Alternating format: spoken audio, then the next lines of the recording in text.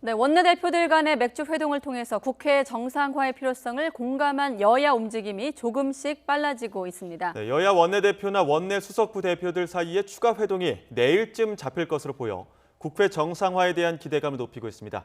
취재 기자 연결합니다. 김주영 기자. 네, 국회입니다. 네, 여야 원내대표들이 다시 만날지 관심이었는데 지금 오후 4시를 넘긴 시각, 오늘은 좀 힘들어 보이네요. 네, 아직 공식적인 일정은 잡힌 것이 없습니다. 앞서 여권에서 오늘 여야 3당 원내대표들의 추가 회동 가능성이 흘러나오면서 관심을 모기도 했는데요. 현재까지 각 당 원내대표 측 분위기로는 오늘보다 내일쯤 회동이 진행될 가능성이 커 보입니다. 어제 원내대표들이 모여 논의한 부분에 대해 각 당 내부에서 의견 수렴이 필요한 부분이 있기 때문인데요. 오늘 오전 더불어민주당이 예정에 없던 비공개 최고위 회의를 연 것도 같은 맥락이었습니다.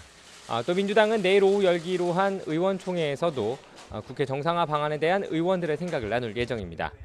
이처럼 국회 정상화 논의의 속도가 붙는 것은 기본적으로 여야 모두 정상화의 필요성에 공감하고 있기 때문입니다. 여야 원내대표들은 오늘 오전 회의에서도 한 목소리로 정상화를 강조했습니다. 더불어민주당 이인영 원내대표는 시급한 민생을 생각하면 국회에 허락된 시간이 많지 않다며 야당 원내대표들이 통큰 결단을 해달라고 요청했습니다. 저부터 역지사지의 자세로 야당과의 소통을 위해서 더욱더 노력하겠습니다. 야당 원내대표님들께도 한 번 더 말씀드립니다. 국민을 위해서, 국회 정상화를 위해서 통크게 결단해 주실 것을 호소드립니다. 자유한국당 나경원 원내대표도 어제 만남에서 많은 생각을 주고받았다며 특히 국회 파행이 너무 장기화되면 안 된다는 이야기도 나눴다고 밝혔습니다. 국회 파행이 너무 장기화되어서는 안 된다. 거기서 4월 29일에 이제 지난번 파행이 됐으니 한 달을 넘기지는 말아야 된다. 이런 이야기들을 나눴었습니다. 바른미래당 오신환 원내대표는 더 구체적으로 다음 주부터 국회 정상화가 가시권에 들어올 수 있을 것으로 전망했습니다. 어제 회동을 계기로 일단 냉각기를 거치면서 감정을 추스리고 지속적인 의견 조율을 통해 이번 주말을 지나며 국회 정상화 방안과 일정이 가시권 안에 들어올 수 있을 것으로 판단하고 있습니다.